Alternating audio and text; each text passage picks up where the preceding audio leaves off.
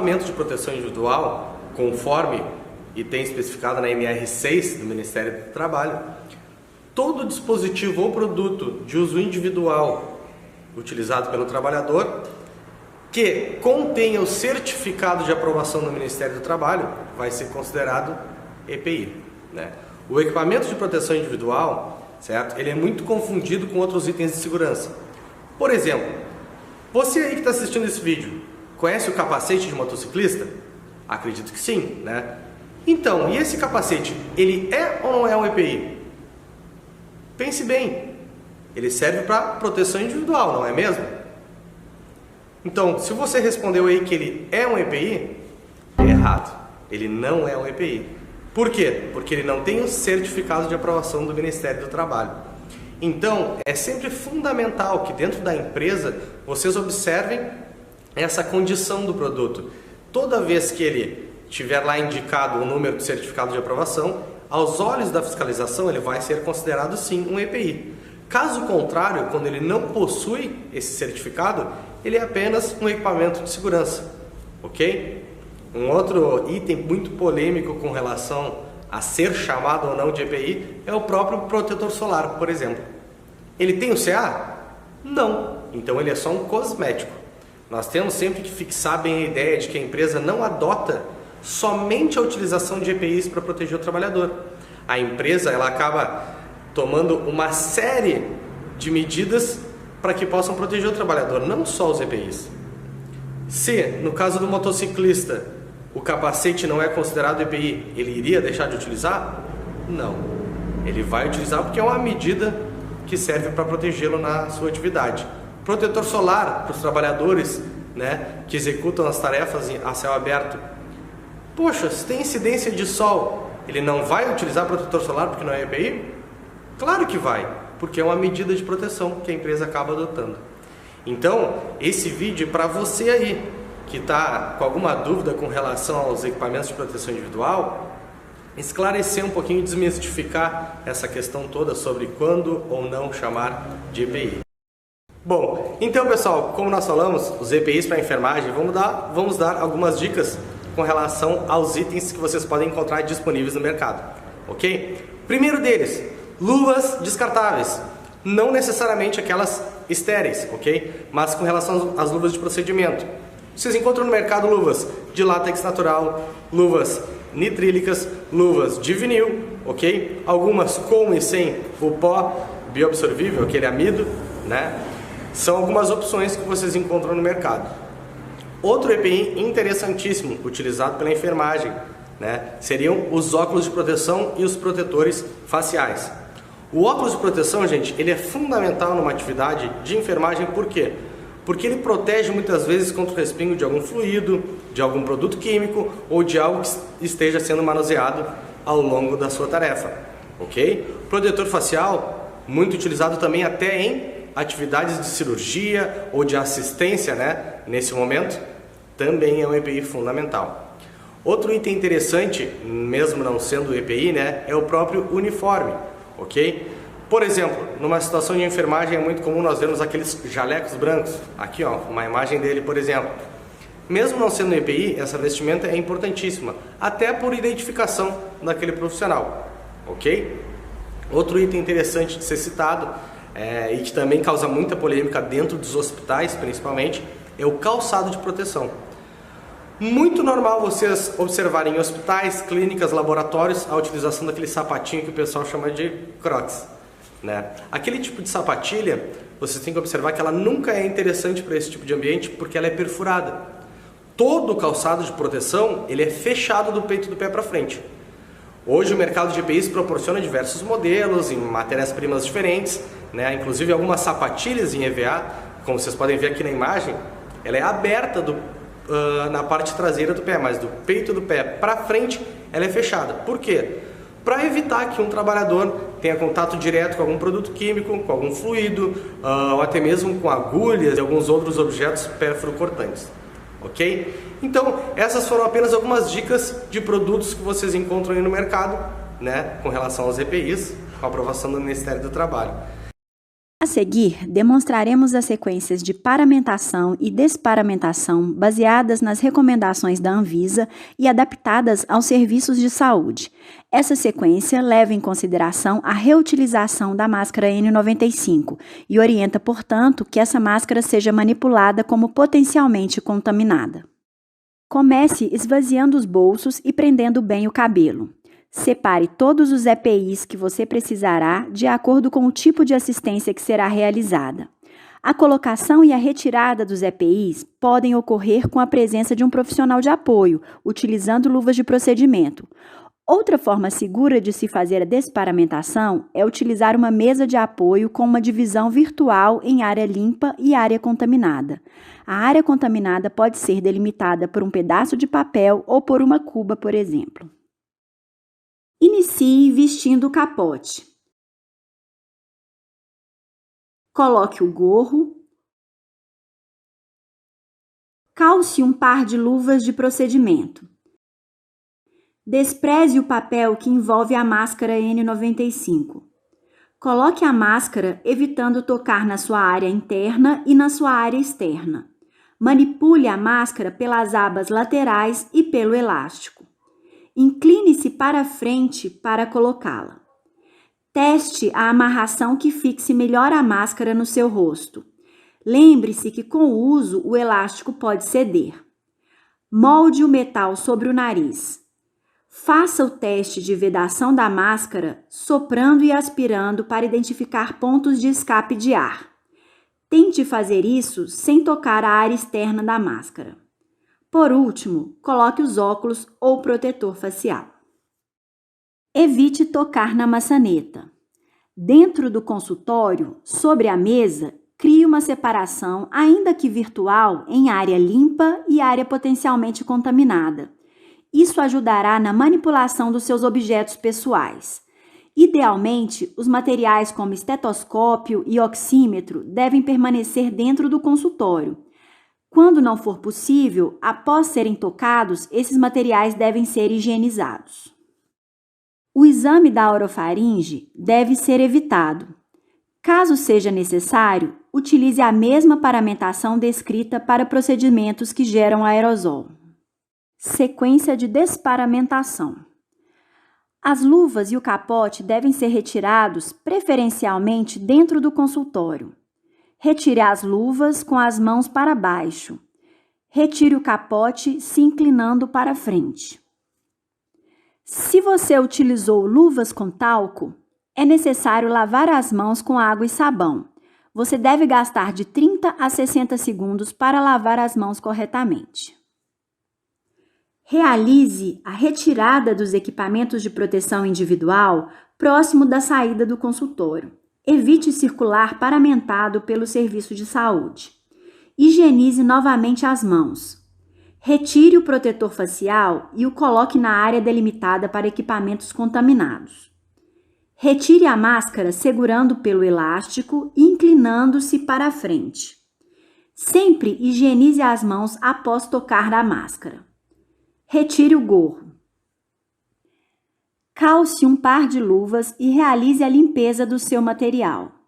Limpe o protetor facial da parte mais limpa para a parte mais contaminada. Utilize idealmente álcool isopropílico ou lave com água e sabão para não danificar o acrílico. Utilize um pedaço de papel para envolver a máscara antes de guardá-la em um saco plástico perfurado. Por fim, faça a limpeza da sua área contaminada e termine higienizando as mãos. Olá, aqui é a Márcia da Enfermagem Florence. No vídeo de hoje, iremos falar sobre seringas e agulhas, seus componentes e suas indicações. Para entendermos melhor esse assunto, é preciso conhecer a seringa e sua graduação e o calibre das agulhas disponíveis. Então vamos lá! A seringa é o material utilizado para preparar e administrar os medicamentos. Seus componentes são o êmbolo, corpo e o bico. Para escolher a seringa certa, devemos levar em consideração a via que vai ser utilizada e o volume que será administrado. Seringas mais usadas. Seringa de 1 ml. É indicada para administrar medicamentos por via intradérmica e subcutâneo. Seringa de 3 ml. É indicada para administrar medicamentos por via intramuscular e endovenosa. Seringa de 5 ml. Também é indicada na administração de medicamentos por via intramuscular e endovenosa. Seringa de 10 ml. É indicada para administrar medicamentos por via endovenosa. A seringa de 20 ml. É indicada para administrar os medicamentos por via endovenosa e também na alimentação enteral. As agulhas são usadas para aspiração e administração dos medicamentos. Seus componentes são o canhão, a haste e o bisel. Para escolher a agulha certa, precisamos levar em consideração a via de administração, o local, o volume e a viscosidade da medicação. Também devemos avaliar as condições da pele e a musculatura do paciente. As agulhas disponíveis são: agulha 40x12, utilizada na aspiração e no preparo das medicações.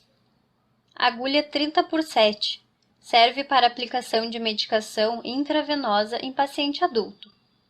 Agulha 30x8, usamos para aplicar medicações intramusculares, podendo ser substituído por calibres menores em casos de idosos ou crianças. Agulha 13x4. Ela é utilizada na administração de medicação nas vias intradérmica e subcutânea. E hoje iremos falar sobre as vias de administração de medicamentos, o que é a ação dos medicamentos e as vias de administração. Mas o que é administração de medicamentos? É o uso de medicamentos com o objetivo de tratar, prevenir, diagnosticar e controlar sinais e sintomas de doenças. A ação do medicamento. A ação pode ser local. É quando a medicação age no local da sua administração, ou seja, não entra pela corrente sanguínea. Um exemplo disso são as pomadas e os colírios. Também pode ser uma ação sistêmica. Primeiro a medicação é absorvida, depois ela entra na corrente sanguínea e atua no local de ação. Um exemplo disso são os antibióticos, vias de administração dos medicamentos. Vou citar as principais vias de administração, que são a via oral. A administração de medicamentos por essa via é simples e não necessita de uma técnica estéril na sua manipulação. A apresentação desses medicamentos são de comprimidos, drágeas, cápsulas e líquidos. Sua absorção é dada principalmente pelo estômago e intestino. Devemos estar atentos aos pacientes com dificuldade de deglutição. Eles não podem receber medicação por essa via, porque correm um risco de aspiração. A via sublingual. Essa via de administração é bem eficiente, porque a sua mucosa possui bastante vascularização. Tem uma ação mais rápida que a via oral, pelo fato de estar diretamente ligada aos capilares sanguíneos que se encontram nessa região. A via inalatória. É a via que inclui a mucosa nasal até os pulmões. Pode ser administrado na forma de nebulização ou pó inalatório. O seu uso é comum em pacientes com problemas respiratórios. A via nasal.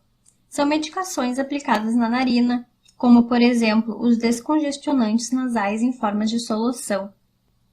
A via oftálmica. É a aplicação de soluções nos olhos, com a finalidade de tratar infecções, proteger a córnea e anestesiar. Sua apresentação pode ser de colírios e pomadas. A via otológica. É a administração de medicação no canal auditivo, com fins terapêuticos. A via geniturinária. É a administração de medicação por via vaginal, exercendo apenas efeito local. A via retal. A absorção do medicamento é através da mucosa retal. É mais utilizada para proteção contra agentes irritantes, tratar algumas infecções e na realização de enema e fins diagnósticos. Dentro desse assunto, eu vou citar quais são as vias injetáveis. Essas vias são as que possuem a absorção mais rápida, como, por exemplo, a via intradérmica. A administração por essa via é indicada para fins diagnósticos, na maioria dos casos, como testes de alergias e reações para tuberculose. Seu efeito é mais local do que sistêmico. É importante lembrar que o volume indicado para essa via é de 0,1 até 0,5 ml de solução. Para essa via é indicado o uso de uma seringa com pouca graduação e uma agulha de baixo calibre, como por exemplo, a seringa de 1 ou de 3 ml e a agulha 13x4. A via subcutânea. O líquido é absorvido lentamente pelo tecido subcutâneo, prolongando seus efeitos. Devemos tomar cuidado com os pacientes que possuem algum tipo de doença vascular oclusiva ou má perfusão tecidual, porque a sua circulação periférica está prejudicada, o que causa atraso na absorção da medicação. É a via mais utilizada em tratamentos de longa duração, como por exemplo a diabetes, com a administração da insulina. Também é usada na aplicação de vacinas e anticoagulantes. O volume indicado para essa via é de 0,1 até 1,5 ml de solução. A seringa indicada para essa via também é de 1 ou 3 ml e agulha 13x4. A via intramuscular. A administração intramuscular facilita a absorção da medicação direto no músculo, em diversos graus de profundidade. Usamos essa via para administrar soluções aquosas e oleosas, com a garantia de uma absorção de longo prazo. É necessário muito cuidado e atenção em relação à quantidade injetada em cada músculo, sendo que o músculo do deltoide suporta até 2 ml e a região glútea e o vasto lateral da coxa até 5 ml de solução, porém é preciso estar atento à quantidade de massa muscular de cada paciente, porque isso também interfere no volume que será utilizado. Quanto menor a dose aplicada, menor são os riscos de possíveis complicações. O local mais indicado como primeira via de escolha é o vasto lateral, depois o glúteo e por último o deltoide, com exceção das vacinas. Nessa via são indicadas as seringas de 3, 5 e 10 ml, com a agulha de calibre 30x8. A via intravenosa. Essa via permite que o medicamento entre direto na corrente sanguínea através de uma veia. Sua infusão varia de uma dose única até uma dose contínua. As diluições mais indicadas são de 10 a 20 ml de água destilada. Se for feita uma medicação com alta concentração, são indicados diluições em frascos de solução salina, como por exemplo o soro fisiológico 0,9% ou soro glicosado 5%, porém tudo isso será definido junto ao médico responsável em prescrição. Mas atenção, pacientes com restrição hídrica podem ter o volume reduzido de acordo com seu caso. O material indicado na aplicação de medicamento por essa via é diferente dos outros que já citei. Por exemplo, podemos utilizar todas as graduações de seringas na administração, porém as mais usadas são de 10 e 20 ml, e a agulha sugerida é de 30x7. A nossa videoaula de hoje, vamos falar sobre urgência e emergência, um tema que eu tenho um carinho especial, porque o meu primeiro setor, uma vez formado, foi na sala de trauma de um grande hospital universitário, onde eu aprendi e muito a minha atividade fim. Então, é um tema muito importante e eu falo o seguinte: o profissional médico, profissional enfermeiro, fisioterapeuta que desenvolve suas atividades profissionais no setor de urgência e emergência, ele tem a possibilidade de desenvolver atividade com paciente de todos os níveis, de todos os quadros clínicos. Então, você aprende muito ao trabalhar na urgência e na emergência de uma unidade hospitalar. Então, o atendimento hospitalar de urgência e emergência deve levar em consideração todas as condições momentâneas relativas ao estado geral do paciente. Então, você precisa fazer uma avaliação bem específica do quadro clínico do paciente, para que você consiga elencar, consiga classificar o nível de comprometimento orgânico que aquela patologia aguda está conduzindo, está ocasionando no paciente naquele momento da sua avaliação. Então, é importantíssimo que você tenha, que compõe a sua equipe multidisciplinar do serviço de emergência, profissionais capacitados com expertise para fazer uma classificação de risco adequada e atenção específica ao problema apresentado. O objetivo da unidade de urgência e emergência. Então, as ações de enfermagem, urgência e emergência destinam-se à atuação com agilidade e abordagem humanizada no atendimento de pacientes adultos, pediátricos e idosos em situações específicas, tanto na assistência pré-hospitalar, aquela que ela acontece antes da chegada, da condução do indivíduo à unidade hospitalar, quanto no tratamento, na assistência no ambiente intra-hospitalar. Então é importante que você tenha uma abordagem ágil, específica e humanizada, tanto no ambiente pré-hospitalar, onde você vai oferecer condições de manutenção, de estabilização do quadro clínico e hemodinâmico do paciente, até sua condução ao ambiente hospitalar, onde as demais intervenções acontecerão. Então vamos fazer aqui uma análise estatística dos casos de óbitos associados às lesões ou eventos clínicos agudos ou crônicos específicos. Então, dados do DataSUS, do SUS, né, do governo, do Ministério da Saúde. Então, a causa de mortes no país. Então, nós temos as causas cardiovasculares em torno de 29%. As neoplasias, os cânceres, em torno de 14%. Causas externas, nas quais nós colocamos aqui os traumas. Então, em torno de 13,5%. E causas mal definidas, em torno de 11 a 12%. Então, essas são as 4 principais situações clínicas que elevam, que estatisticamente apresentam-se importantes nas causas de morte no país. Como você tem a causa externa, os traumas, e as cardiovasculares também, que também pode ser alvo da assistência de urgência e emergência, entre a primeira e terceira, você precisa ter uma equipe bem alinhada, bem treinada, bem capacitada para assistir esses pacientes. Então, vamos falar especificamente do trauma. Então, vamos definir o que é um trauma.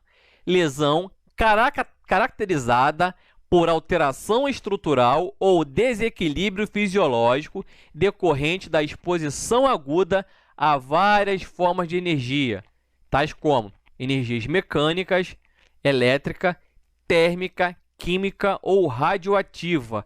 Então, essas energias que atuam sobre a estrutura orgânica do indivíduo pode causar um trauma.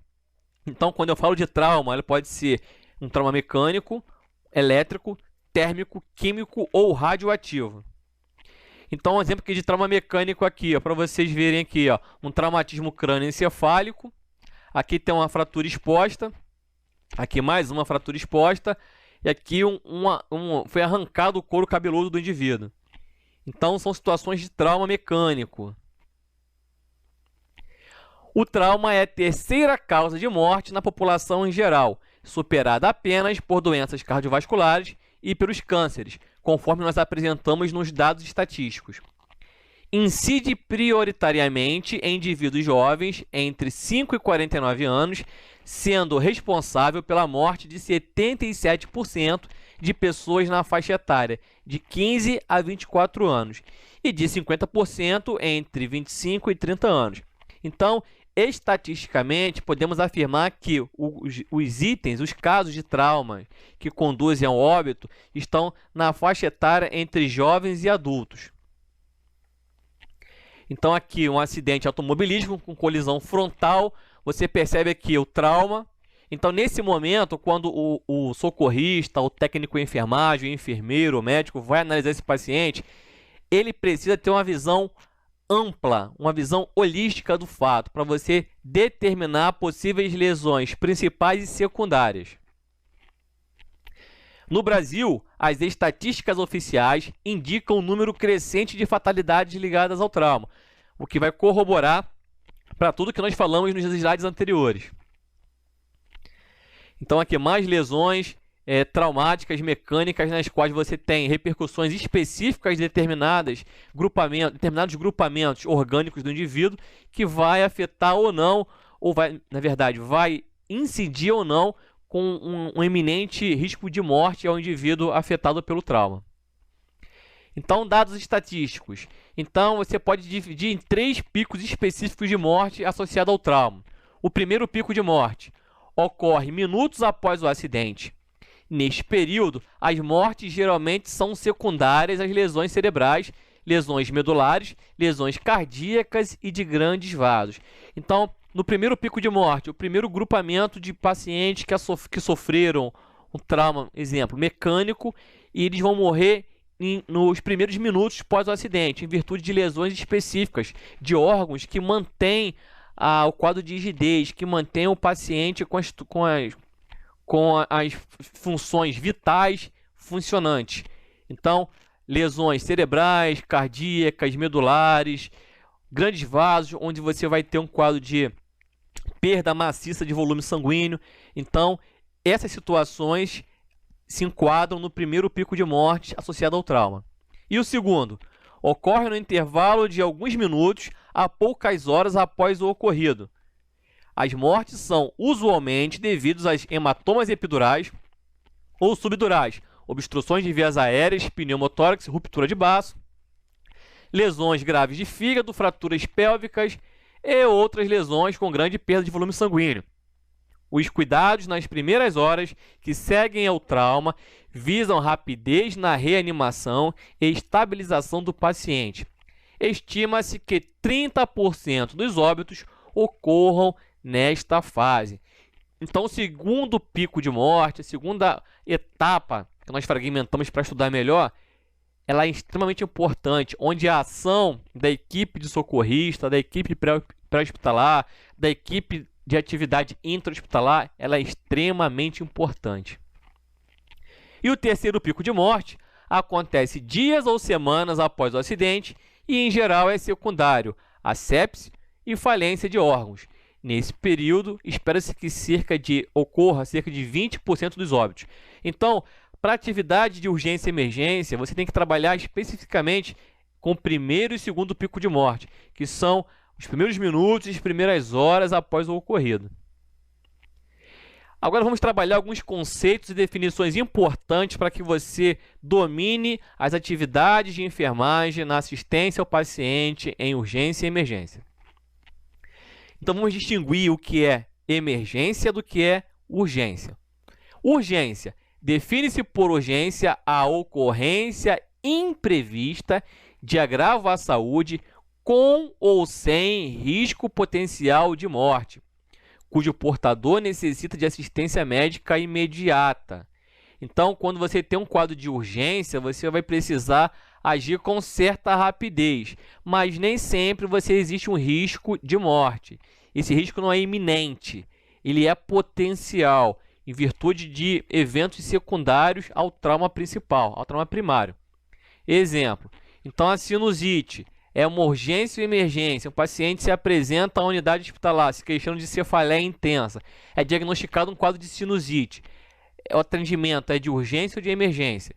Então, trabalhando com as definições, entendemos que é uma urgência, porque você tem como condição secundária o quadro álgico, a dor, mas não tem risco potencial de morte ao paciente.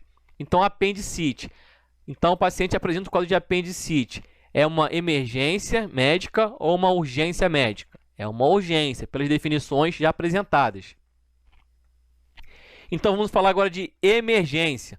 Define-se por emergência a constatação médica de condições de agravo à saúde que impliquem em risco iminente de morte ou sofrimento intenso, exigindo, portanto, tratamento médico imediato. Ambas definições foram extraídas na íntegra do Código de Ética do Conselho Federal de Medicina. Então vamos nessa.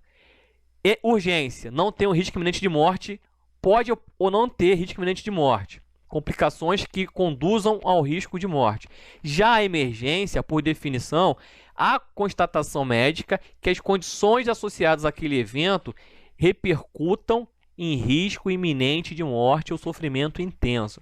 Então, se o paciente apresenta um quadro de uma dor precordial que se irradia para o membro superior esquerdo e região de mandíbula, então você tem o quê? Um paciente com uma suspeita, com uma hipótese diagnóstica de infarto agudo do miocárdio.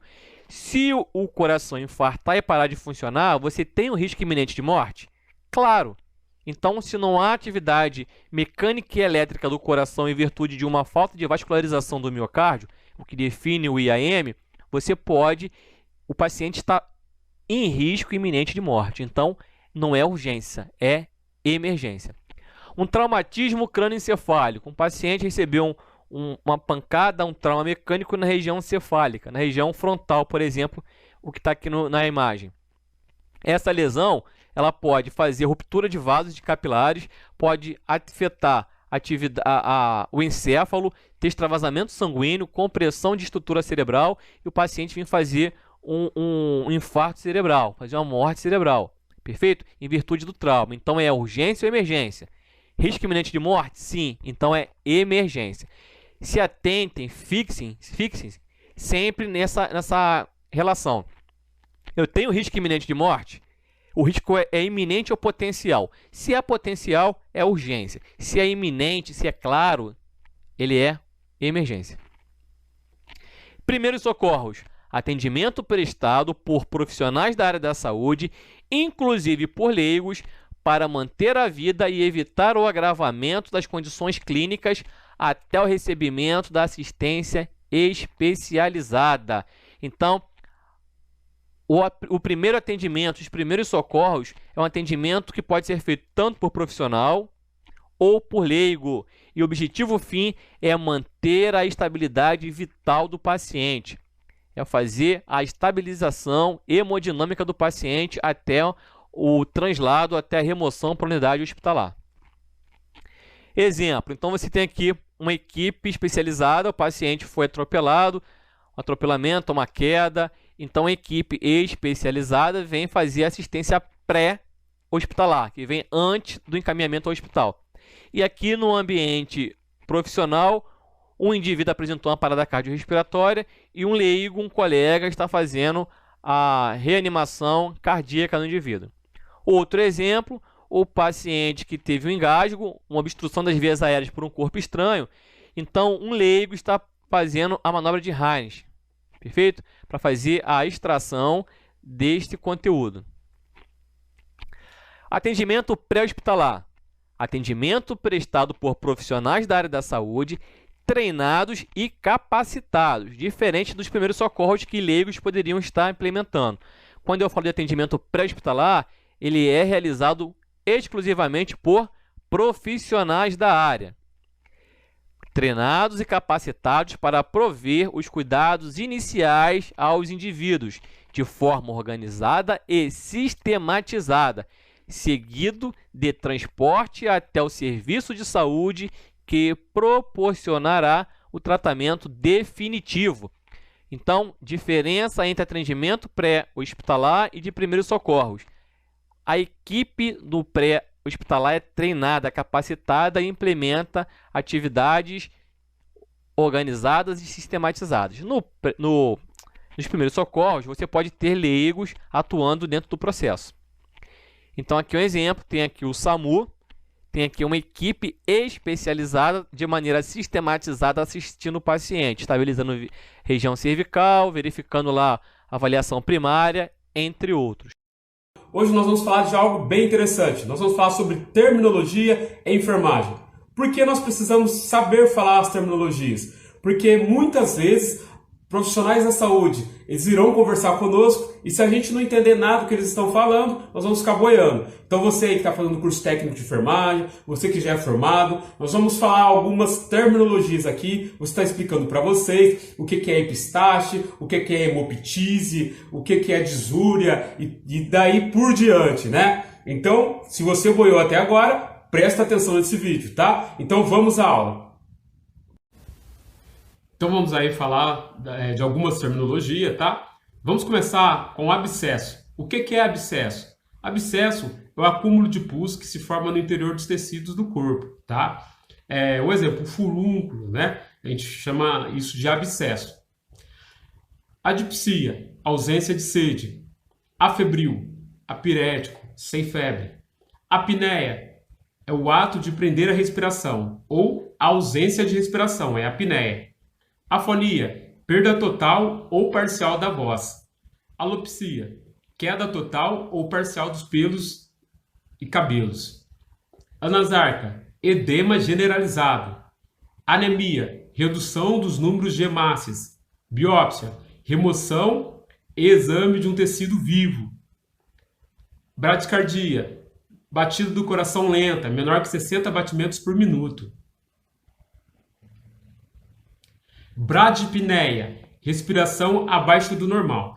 Tudo aquilo que for brad significa menos, pouco, tá? Brad, menos, tá? É itaque, muito. Então, bradipneia, respiração abaixo do normal.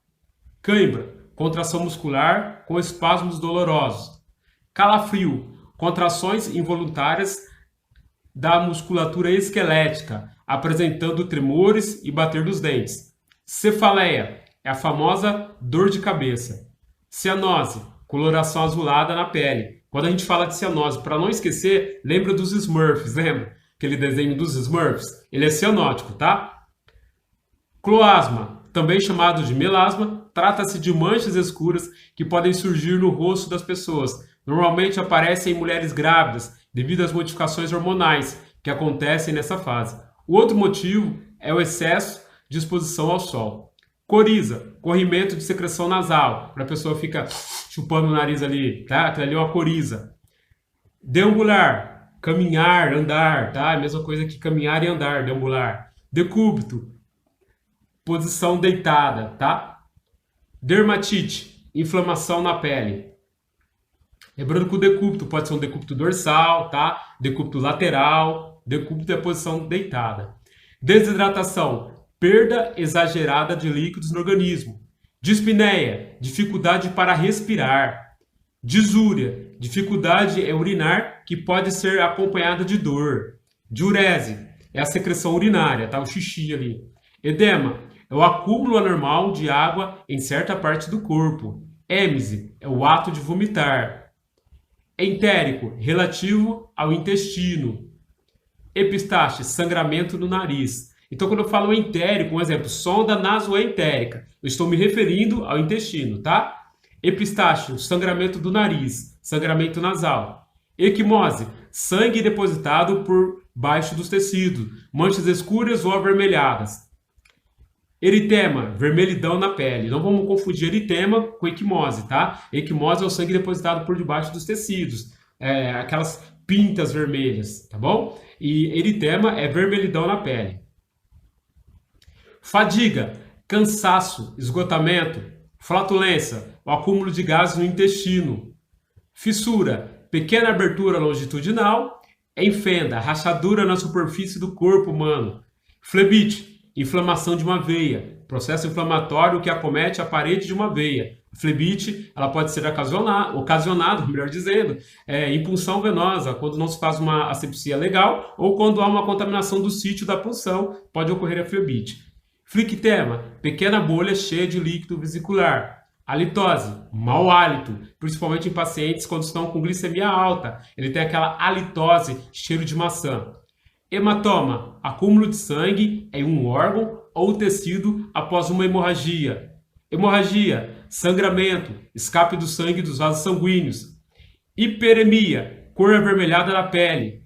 Hiperglicemia, excesso da glicose no sangue. Então, tudo que é hiper é muito e tudo que é hipo é pouco, beleza? Incisão, corte, abertura. Intravenoso, associação ao interior de uma veia. Por exemplo, uma injeção intravenosa é aquela que vai diretamente na veia do paciente. Isquemia, insuficiência no local de sangue. O que acontece? Um exemplo é o infarto, é uma isquemia miocárdica, é obstruída a passagem de sangue, uma insuficiência de sangue no local, isso causa a isquemia, tá? Isso é uma isquemia. Náusea, enjoo, necrose, morte dos tecidos localizados de uma região do corpo. Otite, inflamação no ouvido. Uma dica aí para você que está fazendo enfermagem, para você que é técnico, para você que já trabalha na área. Estetoscópio é muito bom para dar otite. Então, se você for usar o estetoscópio de um colega, usa o álcool antes. Passa o álcool antes, álcool 70%. Depois você coloca no seu ouvido, tá bom? Oxidação. Trata-se de uma reação química que acontece quando outra substância é combinada com oxigênio. Pediculose, infestação de piolhos. Poliúria, aumento da quantidade de urina. Tudo que é poli é muito, tá bom? Prurido, coceira. Rinite, inflamação da mucosa nasal. Sutura, junção de órgãos ou tecidos por meio de agulha ou fio. Os pontos, né? Os naturais pontos. Taquipneia, movimento respiratório acelerado, frequência respiratória acima do normal. Traqueostomia, abertura da traqueia no meio interno para o externo, para a passagem de ar com a colocação de uma cânula, tá? É aquela incisão que faz aqui a traqueostomia. Ela é realizada em pacientes que ficam entubados mais de 7 dias, tá bom? Trombose, formação ou desenvolvimento de um trombo, de um coágulo. Úlcera, lesão aberta na superfície da pele, repleta de fluido claro. Urticária, erupção eritematosa da pele com prurido. Vertigem, tontura. Então aí, pessoal, foi essas terminologias aí, tá? Que eu passei para vocês. São as terminologias mais usadas. Para você decorar, você vai precisar ver esse vídeo por mais vezes. Então, olha esse vídeo por mais vezes. É muito importante nós sabermos as terminologias. E aí, pessoas, tudo bem com vocês? Espero que sim. O vídeo de hoje sobre termos técnicos e siglas que você vai encontrar na sua evolução do paciente, tá bom? Eu peguei na internet 2 evoluções e vou ler e acompanhar aqui com vocês, tá bom? Vai aparecer aí na tela para vocês e eu vou acompanhar por aqui, a gente vai ler e eu vou falar de alguns termos técnicos que tem nessas evoluções. A primeira evolução, vamos acompanhar aí, eu vou colocar na tela. Diz assim: PACT com EGR, consciente, orientado, eupneico, normofígmo, normotenso, eutérmico, refere dor abdominal em região epigástrica e evacuação ausente a mais ou menos 24 horas. Venóclise periférica em MSD para hidratação e ATB. NBZ de 6 em 6 horas. Realizado banho no leito, mais massagem de conforto, mais curativo de úlcera de decúbito em região trocantérica. Com secreção purulenta, segue sob vigilância. Que danada é isso? Você deve estar se perguntando.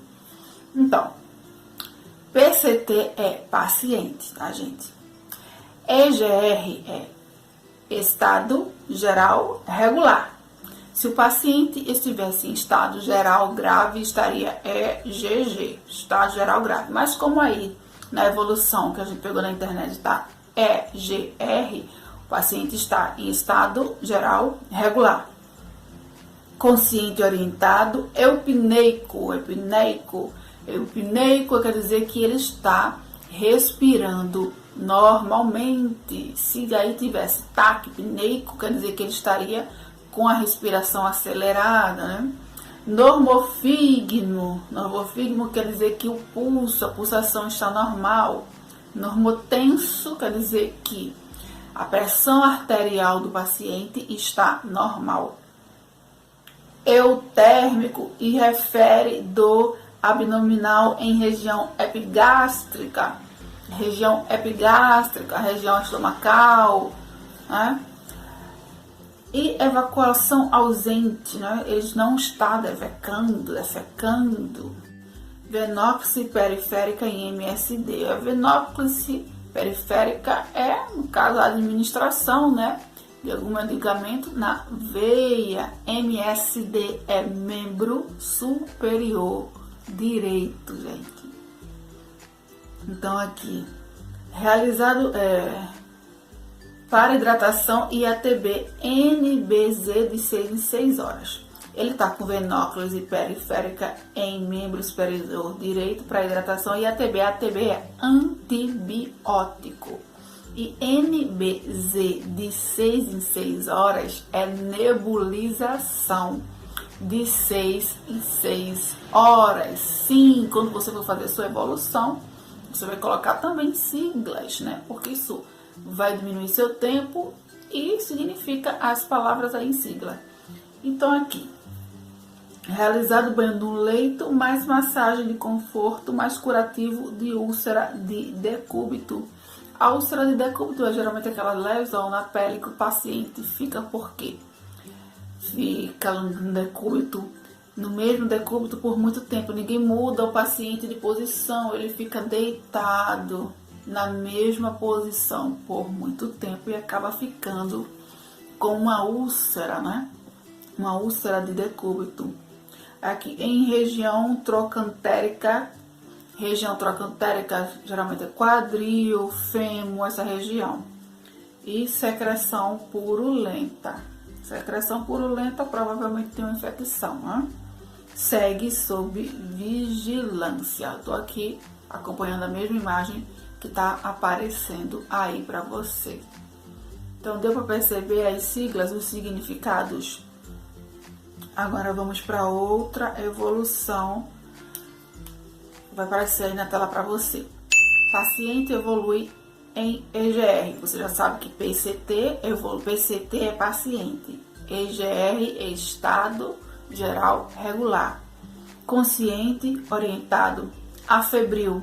Afebril significa que ele está sem febre. Eupneico, respirando normal. Sem sinais flogísticos. O que é isso, Deise? Sem sinais flogísticos. Os sinais flogísticos são sinais de processo inflamatório, rubor, calor, perda de função. Isso são sinais flogísticos. A alimentação por SNE. SNE é a sonda que vai da narina até a região do duodeno, jejum, no estômago, para a alimentação do paciente. A sonda tem um fio guia e somente um enfermeiro poderá introduzir esse tipo de sonda. Mas tá aí, sonda nasoenteral, SNE. Se fosse uma sonda nasogástrica, estaria SNG. Né? Com AVP em MSE, eliminações fisiológicas e 2 maisinhos. AVP é acesso venoso periférico, né, para ter ali uma amostra de sangue ou fazer a reposição volêmica. Em MSE, em membro superior esquerdo. Eliminações fisiológicas 2 maisinhos, quer dizer que tem eliminações fisiológicas presentes. UP em calcânio, DIE e região sacral de grau 1 em tratamento. UP, úlcera de pressão em calcânio, no calcanhar, DE direito e esquerdo e região sacral de grau 1 em tratamento. Edemas em MMI, edemas em membros inferiores, MMI é membros inferiores, medicado CPM, medicado conforme prescrição médica CPM. SSVV verificado e segue em observação da enfermagem. SSVV nada mais é que sinais vitais verificados. Fica uma dica para você aí, se você quiser aprender um pouquinho mais rápido essa coisa de termos técnicos e siglas, você procura modelos de evolução de enfermagem, de anotações de enfermagem e vai atrás dos significados de cada palavrinha que você não souber. Aí você vai decorando bem rapidinho.